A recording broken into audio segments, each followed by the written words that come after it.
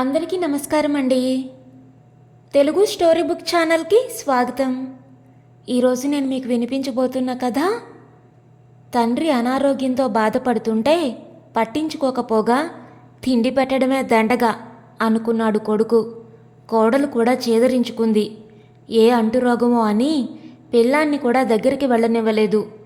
అనుకోకుండా పిల్లాడి చేతిలో ఉన్న పాత ఉత్తరం చూసి దాన్ని తీసుకొని చదివిన కొడుక్కి గుండె పగిలిపోయే నిజం తెలిసింది. ఇలాంటి తండ్రి ఉండడం అదృష్టం అని తండ్రిని నిర్లక్ష్యం చేసినందుకు గుండె లవిసిపోయేలా ఏడ్చాడు. ఇంతకీ ఆ ఉత్తరంలో ఏముంది అనేది ఈ కథ ద్వారా మనం విందామండి. కథ పేరు పితృదేవో భవ. రచించిన వారు పాలకూర సీతాలత గారు. మరైతే ఈ కథను ఎక్కడా స్కిప్ చేయకుండా చివరి వరకు వినండి. నచ్చితే లైక్ చేయండి. కొత్తగా మన ఛానల్ని చూస్తున్నట్లయితే కనుక సబ్స్క్రైబ్ చేసుకోవడం అస్సలు మర్చిపోవద్దు. మరిక కథలోకి వెళ్ళిపోదామా? భవభూతికి ఈ మధ్య గొప్ప చిరాగ్గా ఉంది.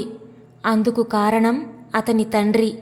ముసలితనంలో ఏదో కొడుకు పెట్టిన తిండి తిని మూల కూర్చోక రోగాలు తెచ్చుకోవడం, ఆయనకు సేవలు చేయవలసిన పని తన మీద భార్య మీద పడ్డం. తల్లి ఉంటే డబ్బు ఖర్చు పెట్టే బాధ్యత తప్ప ఈ వెధవ సేవలు చేయవలసిన అవసరం ఉండేది కాదు. కానీ ఆమె స్వర్గస్థురాలై 10 సంవత్సరాలైంది. నిజానికి ఇక వేరే గత్యంతరం లేక తండ్రిని తనతో ఉంచుకున్నాడు. కానీ నిజానికి ఈ న్యూసెన్స్ కూడా ఇష్టం లేదు భవభూతికి. అతనికి తండ్రంటే చాలా ముందు నుంచి కోపం. అందుకు కారణం ఆయన ఆస్తంతా కూతుళ్ల పెళ్లికి ఖర్చు పెట్టేయడం. తన కోసం ఏవీ మిగల్చలేదని. దానికి తోడు భవభూతి భార్య ప్రత్యూష కూడా సన్నాయి నొక్కులు నొక్కుతూ ఉంటుంది. భవభూతి తండ్రి ఇల్వలుడు చాలా కష్టాలు పడ్డాడు. ఏదో కొద్దిపాటి పొలం ఉందన్న మాటే గాని దానిపై శిస్తులు సరిగ్గా వచ్చేవి కావు. స్వయంగా వ్యవసాయం చేసుకోవడం చేత కాదు. ఏదో చిన్న ఉద్యోగం సంపాదించుకొని చాలీ జీతంతో రోజులు గడిపేవాడు. ఒక కొడుకు, 3 కూతుళ్ళు. కొడుక్కి చదువు మాత్రం చెప్పించగలిగాడు. కానీ ఆస్తేమీ మిగిల్చి ఇయ్యలేకపోయాడు. ఆ ఆస్తంతా కట్నాల రూపంలో ఖర్చయిపోయింది కూతుళ్ల పెళ్ళిళ్ళకి. ఆయన రిటైర్ అయిన ఈ సంవత్సరంగా కొడుకు దగ్గరే ఉంటున్నాడు. ఖంగుమంటూ తండ్రి దగ్గు వినిపించింది భవభూతికి. చెవులు మూసుకున్నాడు. అబ్బబ్బా, ఏమిటా వెధవ దగ్గు? గొప్ప డిస్టర్బెన్స్గా ఉంటుంది. కొంచెం నెమ్మదిగా దగ్గుకోరు అంటూ గొణుక్కున్నాడు. లోపల నుంచి ప్రత్యూష వచ్చింది. దగ్గుమందు తెచ్చారా అని అడగమంటున్నారాయన అంది.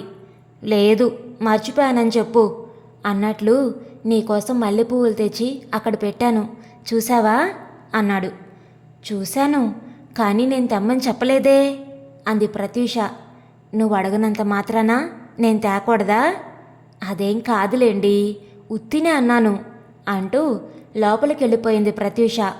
కొడుకు మీద ఆధారపడ్డప్పటి నుంచి తను నిరాదరణకు గురవుతున్న విషయం ఇల్వలుడికి తెలుసు. అందుకే ఈ మధ్య తనకు విపరీతంగా దగ్గు వస్తున్నా, బక్కచిక్కిపోతున్నా డాక్టర్ దగ్గరికి తీసుకెళ్లమని కొడుకుని అడగలేదు. దగ్గి గుండెలు ఎగిసిపడ్డం, ఆయాసం రావడంతో కనీసం దగ్గు తగ్గుతుందని దగ్గుమందు మాత్రం తెమ్మని చెప్పాడు. దగ్గుమందు వేసుకుంటే తగ్గే దగ్గుకి డాక్టర్ దగ్గరికి ఎందుకు? కానీ కోడలొచ్చి మర్చిపోయారుట అని చెప్పగానే హతాశుడయ్యాడు. పోనీలే, ఆఫీస్ పనుల తొందరలో మర్చిపోయి ఉంటాడు అని సరిపెట్టుకున్నాడు. బద్దకించి తేలేదన్న విషయం తెలీదాయనకు. ఇదిగో నిన్నే అంటూ కొడుకు కోడల్ని పిలవడం విన్నాడు ఇల్వలుడు. కోడలు వెళ్ళింది. మన గుంట వెదవని ఆ ముసలాయన దగ్గరికి పంపకు. ఆయింది ఏ అంటురోగమో అయ్యి అది కాస్త వీడికి అంటుకుంటే చచ్చే బాధ మనకి, అందుకే పిలిచాను అన్నాడు కొడుకు. అయ్యో, ఆ మాట నాకు విడిగా చెప్పాలా? ఆ అనుమానం నాకు వచ్చింది. అందుకే వాణ్ణాయనకు దూరంగా ఉంచుతున్నాను అంది ప్రత్యూష. వాళ్ళు గుంట వెదవగా అంటున్నది తన 5 ఏళ్ల మనవడు రాజేష్ని. ఆ మాటలు విన్న ఇల్వలుడి గుండెల్లో గుణపాలు గుచ్చుకున్నాయి. అందుకు కారణం మనవణ్ణి తనకు దూరంగా ఉంచుతున్నందుకు కాదు, పిల్లలు రోగులకు దూరంగా ఉండాలన్నది తను అంగీకరిస్తాడు. అలా చెయ్యాలి కూడా. ఎందుకంటే పిల్లల్లో నిరోధక శక్తి తక్కువ. ఆ బాధంతా కొడుకు తనను ముసలాయనా అంటూ ఈసడించుకుంటున్నందుకు, తనది అంటురోగమని డాక్టర్ చెప్పకుండానే నిర్ణయం చేసినందుకు. పడకుర్చీలో నుంచి లేచి వెళ్ళి మంచం మీద పడుకున్నాడు. అప్పటికే చాలాసార్లు దగ్గడం వల్ల ఊపిరితిత్తుల దగ్గర నొప్పిగా ఉంది. గుండె రాసుకుంటూ పడుకున్నాడు. నాన్నని డాక్టర్కి చూపించాలి అన్నాడు ఆ రాత్రి పడుకోబోతూ భవభూతి. అప్పుడే చీర మార్చుకొనొచ్చింది ప్రత్యూష, భర్త తెచ్చిన మల్లెలు తలలో పెట్టుకుంటూ. ఇదొక వెధవ పెంట తయారైంది అంది. భవభూతి మాట్లాడలేదు. 1 నిమిషం తర్వాత అన్నాడు, నిజమే, కానీ తప్పదు కదా. కనీసం లోకానికైనా భయపడాలి మనం. నీ దగ్గర డబ్బెంతుంది అడిగాడు. అది భవభూతి డబ్బే. నెల నెలా ఇంటి ఖర్చులు పోను కొంత మిగుల్చుతుంది. ఏ, అది కూడా ఖర్చు చేస్తారా? కాస్త భయంగా అంది ప్రత్యూష. అవును మరి, డాక్టర్ దగ్గరికి వెళితే బోలెడు ఫీజు, మందుల ఖర్చు అన్నాడు. వద్దు, నేను ఇయ్యను. పట్టుచీర కొనుక్కోవాలని అనుకుంటున్నాను దీపావళికి. దాంతో ఈసారి కొనకపోతే నా స్నేహితురాళ్ల మధ్య నాకు తలవంపులే అంది బొంగమూతి పెట్టి. మరో దారి లేదే అన్నాడు. అతని చేతిని తన చేతుల్లో నుంచి తీసి విసిరి కొట్టింది. అటు తిరిగి పడుకుంది. సీలింగ్ ఫ్యాన్ వైపు చూస్తూ ఆలోచించాడు భవభూతి. పక్కనే పడుకున్న భార్య తలలో నుంచి మల్లెలు వింత సువాసన కలిగిస్తున్నాయి. పోన్లే, రేపొక దగ్గుమందు సీసా కొంతేస్తాను. వైద్యానికి సిపిఎఫ్ లోన్ పెడతాను. తొందరేముంది? ఆ సొమ్ము వచ్చాక డాక్టర్ దగ్గరికి వెళ్ళొచ్చు. ఏమంటావు అన్నాడు ఆమెపై చెయ్యి వేస్తూ. అటు నుంచి ఇటు తిరిగింది. ఈ ఐడియా బాగుంది అంది. ప్రత్యూష మొండితనం అతనికి తెలుసు. ఆమెను ఒప్పించడానికి ప్రయత్నించే కొద్దీ ఆమె బిగుసుకుపోతుంది. ఆమె అందమైన ముఖం చూసి తనే తగ్గిపోతాడు. నీ పట్టుచీర కడ్డురాన్లే అన్నాడు ఆమెను దగ్గరకు తీసుకుంటూ. థ్యాంక్ యూ అంది ఆమె భర్త చర్యలకు ప్రోత్సాహమిస్తూ. లోపల ఆకలిగానే ఉంటుంది కానీ ఒక్క మొద్దు కూడా దిగడం లేదు ఇల్వలుడికి. అందుకే పట్టుమని 10 మెతుకులు కూడా తినలేకపోతున్నాడు. అందువల్ల నీరసం. ఆ రోజు బలవంతంగా ముద్ద నోట్లో పెట్టుకుంటూ, నిమ్మకాయ ఊరగాయ లేదా తల్లి? దాంతో ఏమైనా కాస్త తినగలుగుతానేమో అన్నాడు. అబ్బే లేదు అంది ప్రత్యూష. ఇది సీజనే, కొంచెం ఆ ఊరగాయ పెట్టకూడదు అన్నాడు కొంచెం సంశయంగానే. కూతుర్లాంటి కోడలితో భయపడుతూ మాట్లాడవలసి వస్తున్న స్థితికి ఆయనకే బాధ కలిగింది. ఏం సీజన్లేండి, రూపాయికి 2 కాయలట. ఈ రేటుతో కొని ఊరగాయ పెడితే మనం దివాళా తీయవలసిందే అంది కోడలు. అటువంటి సమాధానమే వస్తుందని ఆయన అనుకున్నాడు కనుక పెద్దగా పట్టించుకోలేదు ఆ మాటలు. మాట్లాడకుండా 2 ముద్దలు బలవంతంగా తిని చెయ్యి కడుక్కున్నాడు. మనమేమీ జమీందారులం కాము, అంతే సన్నం పెట్టుకొని తినకుండా పారేస్తే ఎలా అంది ప్రత్యూష కోపంగా. తలదించుకున్నాడు ఇల్వలుడు. తప్పైపోయింది తల్లి, క్షమించు. నువ్వు చెప్పింది నిజమే, కానీ నేను నా కొడుక్కి ఆస్తిపాస్తులు కూడా ఏమీ ఇయ్యలేకపోయాను. వాడికి బరువై కూర్చున్నాను. ఇలా వేస్ట్ చేయడం కూడా మంచిది కాదులే అన్నాడు ఆ ముసలాయన. ఏదో గొణుక్కుంటూ కంచం ఎత్తింది. అది భరించడం ఇల్వలుడికి అలవాటే. 2 ఫ్రెండ్స్ని పట్టుకొని ఆ లోను త్వరగా శాంక్షన్ చేయించుకొని 1000 రూపాయలు తీసుకున్నాడు భవభూతి. అతను క్యాష్ సెక్షన్ నుంచి బయటకు వస్తుంటే అతని కొలీగ్ గోవిందరావు ఎదురయ్యాడు. బ్రదర్, నువ్వు అన్యదా భావించనంటే నాదొక చిన్న కోరిక అన్నాడు గోవిందరావు. ఏమిటి? నువ్వు కూడా ఏదో అవసరంలో ఉండే ఆ సొమ్ము తీసుకున్నావు, కాదనను. నాకొక అనుకోని ఖర్చు తగిలింది. నువ్వు ఇయ్యగలిగితేనే సుమా, లేకపోతే నిర్మోహమాటంగా నో అను. నేనేం అనుకోను. ఎంత కావాలి? కనీసం 800. ఆలోచించాడు భవభూతి. గోవిందరావు మామయ్య దగ్గర ప్రత్యూష అన్నయ్య పనిచేస్తున్నాడు. ప్రత్యూష అన్నయ్యకి సిఆర్ పాడయ్యి ప్రమోషన్ లేక గింజుకుంటున్నాడు కనుక వీలున్నప్పుడల్లా గోవిందరావుని కాకా పట్టమని ప్రత్యూష తనకి చెప్పింది. సంతుష్టుడైన గోవిందరావు తన మామతో చెప్తే పని అయిపోతుందట. ఓస్, ఇంతేనా? తీసుకో. ఊరికే తీసుకున్నాను. మా ప్రత్యూషకు ఏదైనా నగ చేయించాలని నీకోసం ఇచ్చానంటే ప్రత్యూష సంతోషిస్తుంది కూడా అంటూ 800 గోవిందరావుకి ఇచ్చేశాడు భవభూతి. థ్యాంక్ యూ బ్రదర్ అన్నాడు గోవిందరావు సొమ్ము తీసుకుంటూ. ఆ సొమ్ము ఏ అవసరం వచ్చి తీసుకుంటున్నాడో గోవిందరావు చెప్పలేదు, భవభూతి అడగలేదు. గోవిందరావు తండ్రికి వంట్లో బాగలేదు. ఆయనకు వైద్యం చేయించడానికి ఆ సొమ్ము తీసుకున్నాడతను. ఆ కారణం చెప్పి ఉంటే, సారీ బ్రదర్, నేను కూడా మా నాన్నగారికి వైద్యం చేయించాలి అని చెప్పి ఉండేవాడేమో భవభూతి. ఆ సాయంత్రం ఇంటికి వెళుతూ ఒక దగ్గుమందు సీసా మాత్రం కొన్నాడు భవభూతి. గోవిందరావుకి తను అప్పు ఇచ్చిన విషయం ప్రత్యూషకి చెప్పాడు. మంచి పని చేశారు అంటూ సంబరపడిపోయింది ప్రత్యూష. భార్య సంబరం చూసి తను సంబరపడిపోయాడు భవభూతి. కంగు కంగు అన్న తండ్రి దగ్గు విని ముఖం ముడుచుకున్నాడు. ఆ రోజే దగ్గుమందు వాడడం ప్రారంభించాడు ఇల్వలుడు. చూశారా ఆయన ఎంత పనిచేశారో అంది ప్రత్యూష. ఆ రోజు భవభూతి సాయంత్రం రాగానే, ఆ ముసలాయన ఎవరినో హత్య చేసినంత విడ్డూరంగా. ఏమైంది అన్నాడు భవభూతి. సంభాషణంతా బెడ్రూంలో ఇల్వలుడి చెవిలో పడకుండా జరిగింది. ఈ ఉత్తరం చదవండి అంటూ ఒక ఉత్తరం ఇచ్చింది. అది భవభూతి చెల్లెలు రాసింది. చదివాడు. నాన్నగారు ఈ మధ్య తనకి వంట్లో బాగలేదని రాశారు. చాలా ఆందోళన పడ్డాను. నువ్వు వైద్యం చేయించవని కాదు, కానీ నా తృప్తి కోసం 200 పంపుతున్నాను. ఈ సొమ్ము ఆయన కోసం ఖర్చు పెట్టు. మా శ్రీవారి అభిప్రాయం కూడా ఇదే, అన్యదా భావించకు. చదివిన భవభూతి ముఖం కందగడ్డలా మారింది. మనం వైద్యం చేయించడం లేదని ఆయన పిత్రీ చేసుంటారు. అందుకే ఆమె డబ్బు పంపింది. ఇదేమైనా బాగుందా? మీ గౌరవానికి ఎంత భంగం! ఇనుప ముక్క వేడిగా ఉంది కదా అని మరి 4 సమ్మెట దెబ్బలు వేసింది ప్రత్యూష. అవును, ఈ ఉత్తరం ఆయనకు చూపించావా అడిగాడు భవభూతి. లేదు అంది. మంచి పని చేశావు. ఆ డబ్బేది? సాయంత్రం స్టీల్ గిన్నెల వాడొచ్చాడు. 4 గిన్నెలు కొన్నాను, చూస్తారా? ఆ గిన్నెలు తెచ్చి చూపించింది.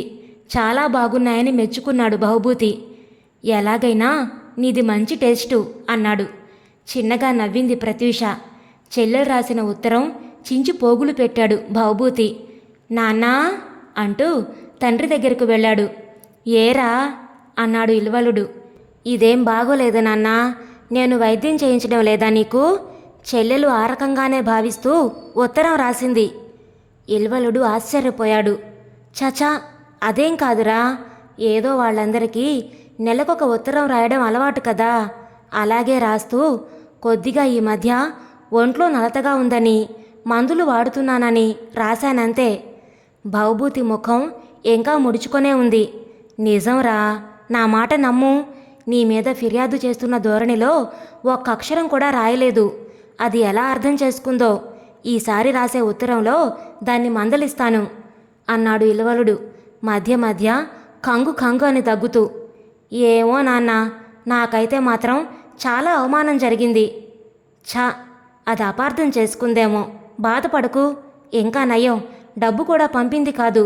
నీ అనుమానం మరింత బలపడేది. లేదులేండి, డబ్బు మాత్రం పంపలేదు అంది ప్రత్యూష. దగ్గుమందు వాడుతున్నారా అడిగాడు. కానీ ఏమాత్రం గుణమిచ్చినట్లు లేదురా. నెమ్మదిగా తగ్గుతుంది. వచ్చినంత త్వరగా రోగం నయమవుతుందా ఏ అంది ప్రత్యూష. అవును, అది నిజమే అన్నాడు భవభూతి వంతపాడుతూ. ఇల్వలుడు మాట్లాడలేదు. వెళ్ళండి, మీరు సినిమాకు వెళ్ళాలనుకున్నారు కదూ ఉదయం? అవును నాన్న, పితృదేవోభవ అని చాలా పెద్ద హిట్ పిక్చర్, మేం వెళ్ళొస్తాం. అలాగే. ఫస్ట్ షోకి సినిమాకి వెళ్ళారు ఆ దంపతులు. యూరినల్స్కి వెళ్ళి గోడ దగ్గర పడిపోయి లేవదీసేవాళ్లు లేక 1 గంట అలాగే కూలబడి ఓపిక తెచ్చుకొని లేచాడు ఇల్వలుడు ఆ రాత్రి 8 గంటలకు. 10 రోజుల తర్వాత ఒకనాడు గోవిందరావు కలిశాడు భవభూతిని. ఇద్దరూ కలిసి క్యాంటీన్కి వెళ్ళారు. మా బావమరిది ఒకడు మీ మావయ్య గారి దగ్గర పనిచేస్తున్నాడోయ్ అతను అంటూ కాఫీ సిప్ చేశాడు భవభూతి. అవును కదూ, ఈ ఏడాది కూడా అతని సిఆర్ పాడైందిట.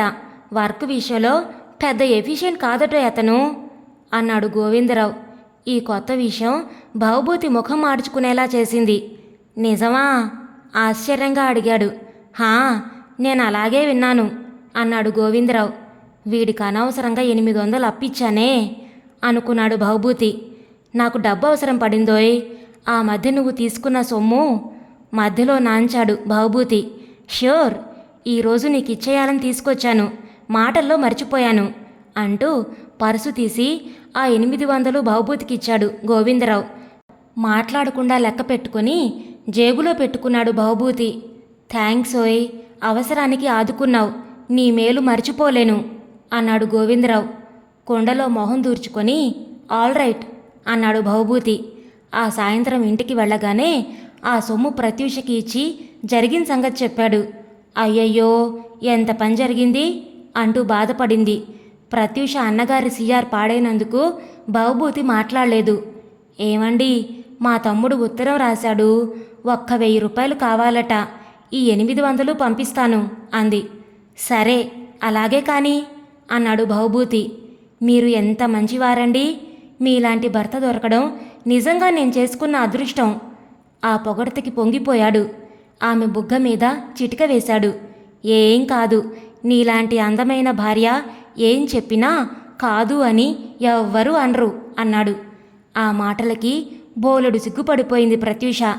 అప్పుడే లోపలి గదిలో నుంచి తండ్రి గొంతు కంగు కంగు అంది. నుదురు చిట్లించాడు భవభూతి. ఏమండి, పితృదేవోభవ సినిమాకి ఇంకోసారి వెళదామండి, చాలా బాగుంది, బాగా హిట్ అయిన పిక్చర్. చేతికి అందివచ్చిన కొడుకులు ముసలితనంలో ఆదుకోకపోతే ఆ తండ్రి ఎంత బాధపడతాడో చాలా చక్కగా చూపించాడు. నాగేశ్వరరావు చాలా బాగా నటించాడు.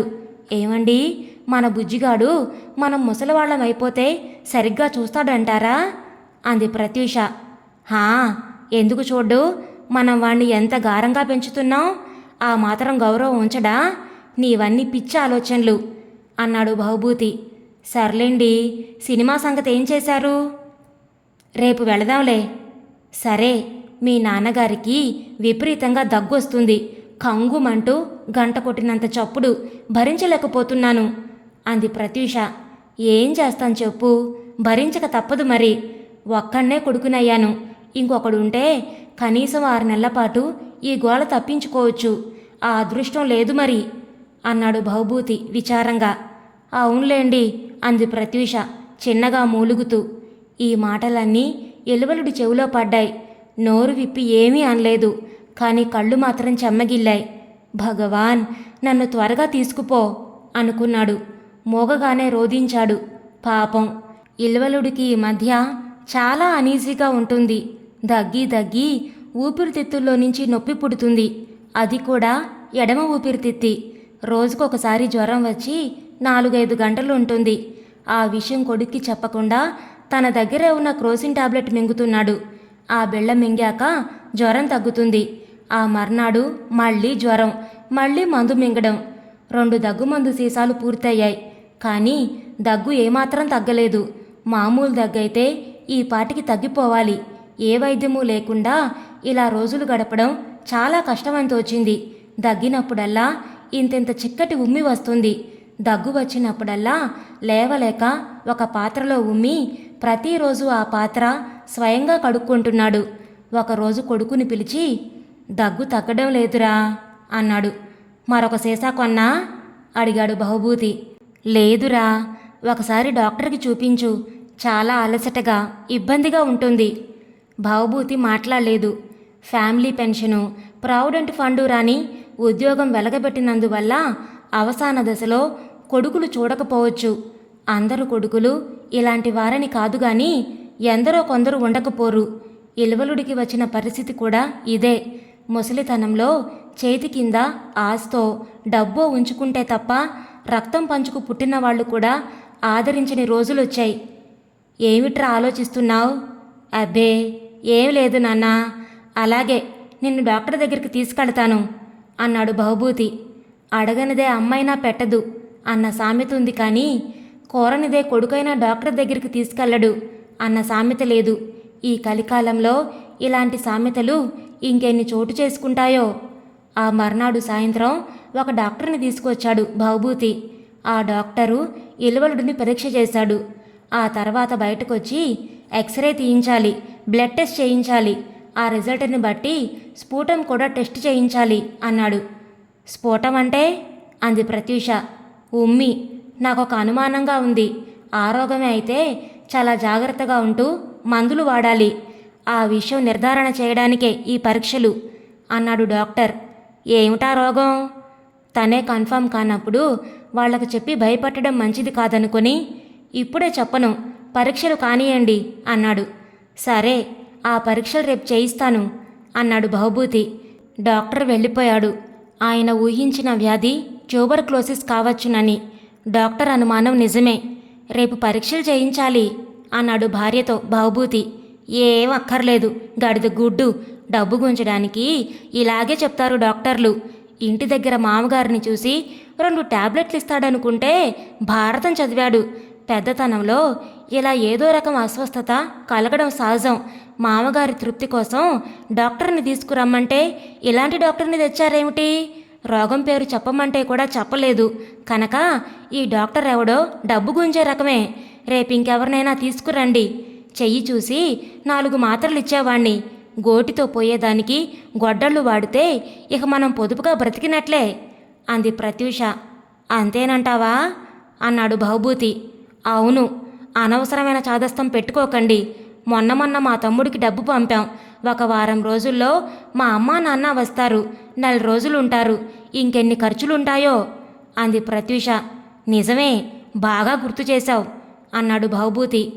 ఈ డాక్టర్ చేతనే బలానికి 4 మందులు రాయించి కొని తెచ్చి ఇవే వాడమన్నాడు అని నాన్నకు చెప్తే పోలా అంటూ అప్పుడే తనకు వచ్చిన ఆలోచన చెప్పాడు.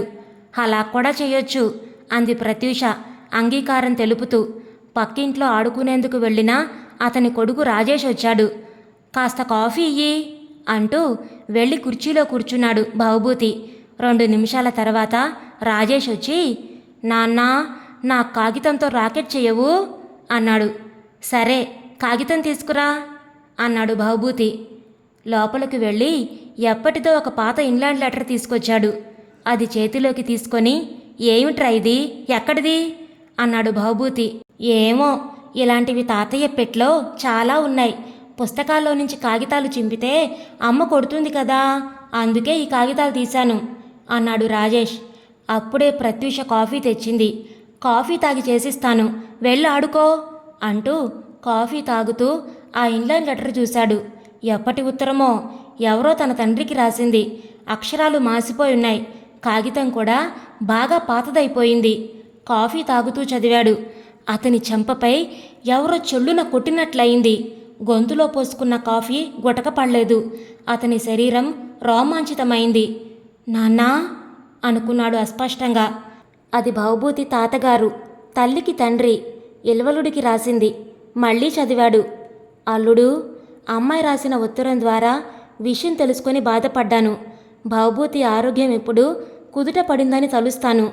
మీ ఆఫీస్ వాళ్ళు సమ్మె చేస్తున్నందువల్ల 2 నెలలుగా నీకు జీతం లేదని తెలుసు. నీకు కొంత సొమ్ము పంపాలని అనుకుని పనుల తొందరలో అశ్రద్ధ చేశాను. అప్పుడే 5 ఏళ్ల బహుభూతి ఆరోగ్యం దెబ్బతిండం, డాక్టర్కి చూపించడానికి నీ దగ్గర డబ్బు లేక రాత్రిపూట రిక్షా తొక్కడం గురించి ఆ అమ్మాయి రాసింది. అది చదివి నేను చాలా బాధపడ్డాను. డబ్బు కావాలని నువ్వు అడగవు, నీకు అభిమానం ఎక్కువ. నేను డబ్బు పంపకపోవడం వల్లనే ఇలా జరిగింది కనుక నేను బాధపడుతున్నాను. నీకు పొలం ఉందన్న పేరే గాని శిస్తులు రావు. కనీసం ఏ స్నేహితులనైనా అడగవలసింది, అది చేయలేదు. బహుభూతికి మందులు కొనడానికి డబ్బు లేక రక్తం అమ్ముకొని ఆ సొమ్ముతో మందులు కొన్నావట. ఇది చదివి నా రక్తం చల్లారిపోయిందల్లుడు.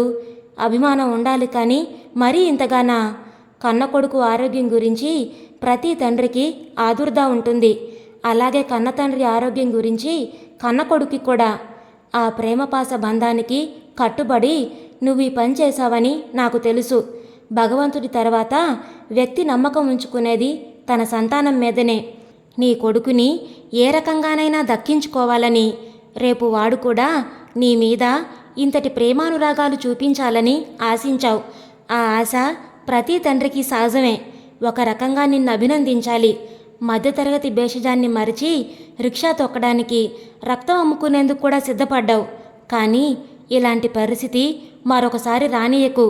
నీకే కష్టం ఉన్నా నేనున్నా నీ తోడు.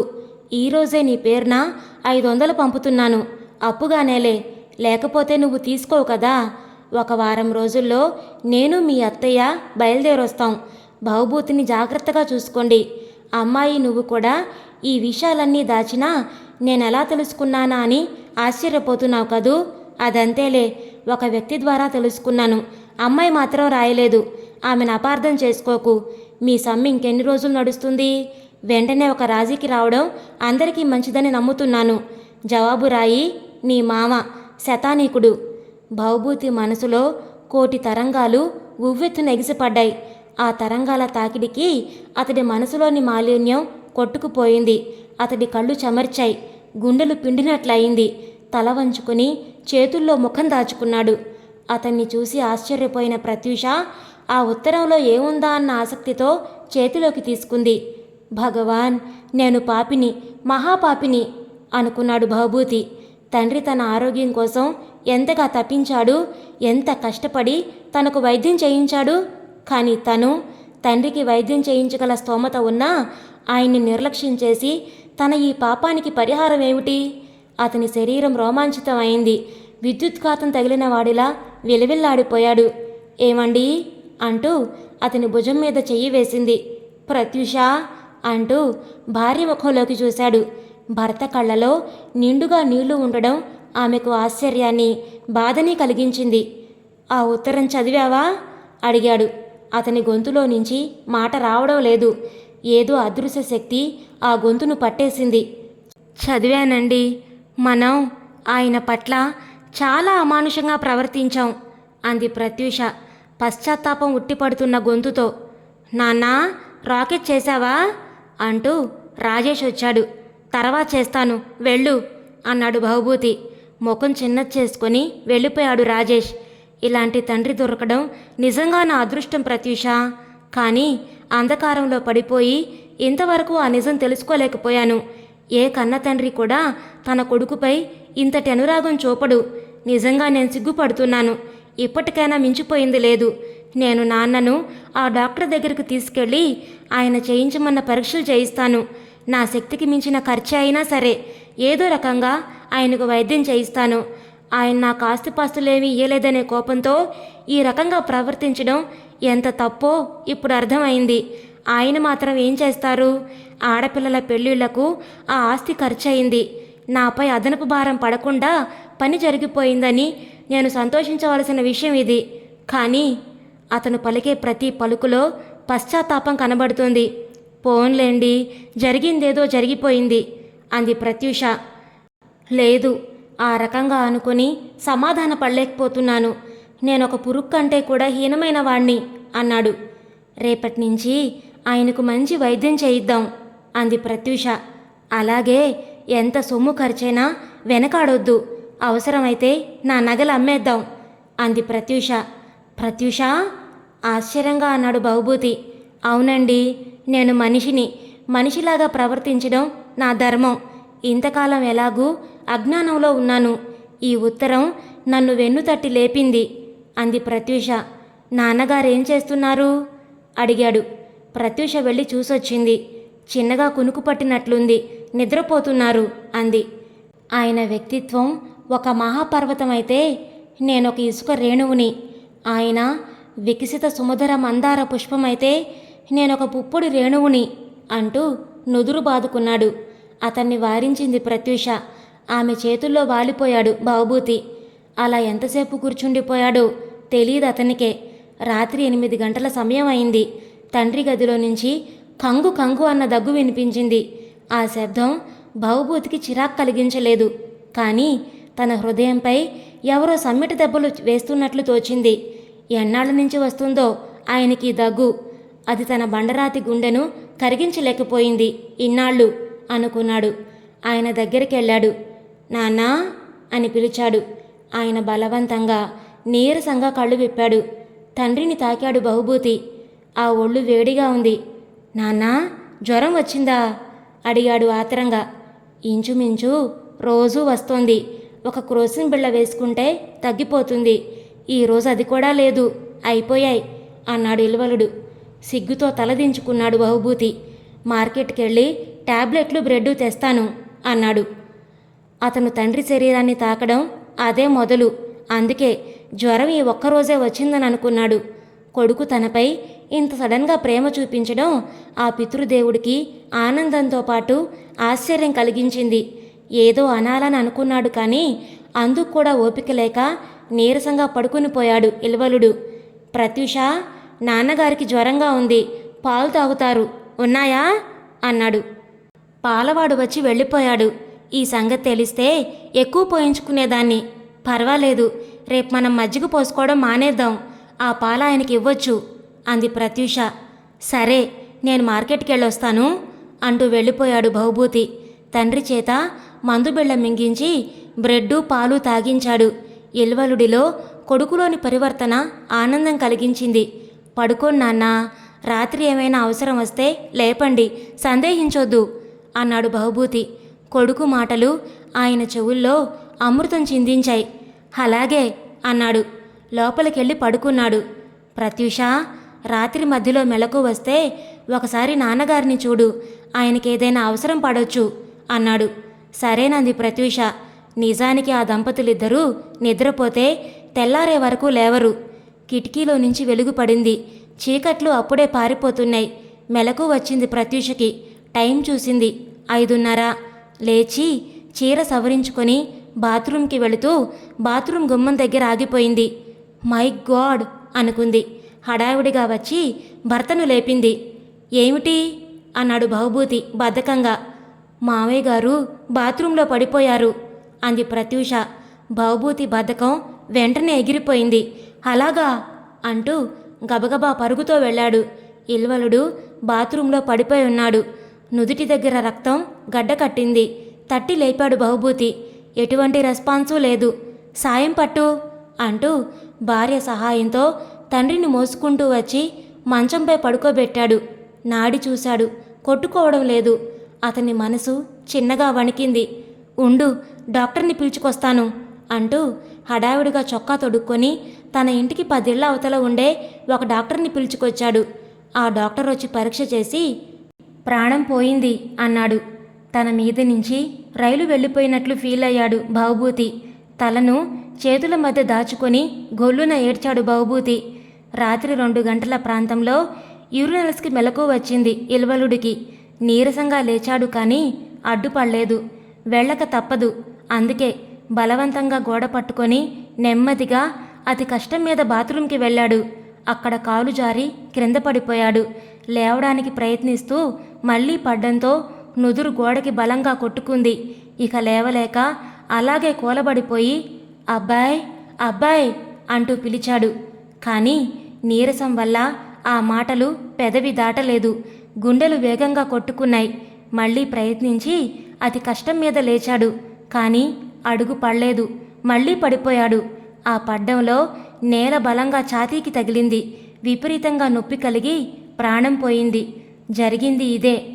తండ్రి మరణానంతరం శాస్త్రోక్తంగా కార్యక్రమం జరిపించాడు భవభూతి. తండ్రి మరణానికి మనసులో కలిగిన బెంగ అతనిలో శాంతిని దూరం చేసింది. రాత్రిపూట సరిగా నిద్ర పట్టడం లేదు. రోజుకొకసారైనా కళ్ళనీళ్లు పెట్టుకుంటున్నాడు. పితృదేవతా ప్రీత్యర్థం పిండ ప్రధాన సమయే అంటూ పురోహితుడు తన కంచు కంఠంతో మంత్రాలు చదువుతున్నాడు. నేల మీద కూర్చొని చేత్తో పిండం కలుపుతున్నాడు భవభూతి. పురోహితుడి మంత్రం అతన్ని కదిలించి వేసింది. చేతిలో ఉన్న పిండం కింద ఉన్న అరిటాకులోకి దొర్లిపడింది. మోకాళ్ల మధ్య తల వంచుకొని ఏడవసాగాడు భవభూతి. పురోహితుడు, ప్రత్యూష అతని వంక ఆశ్చర్యంగా చూశారు. ప్రత్యూష భర్తని ఓదార్చడానికి రాబోతుంటే వద్దని సైగ చేశాడు పురోహితుడు. చేతిలో బిస్కెట్టు ఎవరో లాక్కుంటే ఏడిచే చిన్నపిల్లవాడి రీతిలో సర్వసంపదలు దొంగ దోచుకొని పోతే గుండెలు బాదుకునే లక్షాధికారి చందాన బాధపడుతున్నాడు భవభూతి. అతన్ని ఎవరూ ఓదార్చలేరు. ప్రవహించుతున్న నదీ జలానికి ఆనకట్ట వేయడం మంచిది కాదు. నిజమే కదా? ఇదండి ఈరోజు కథ. ఈ కథని గురించిన మీ విలువైన అభిప్రాయాలను కామెంట్స్లో తప్పకుండా తెలియచేయండి.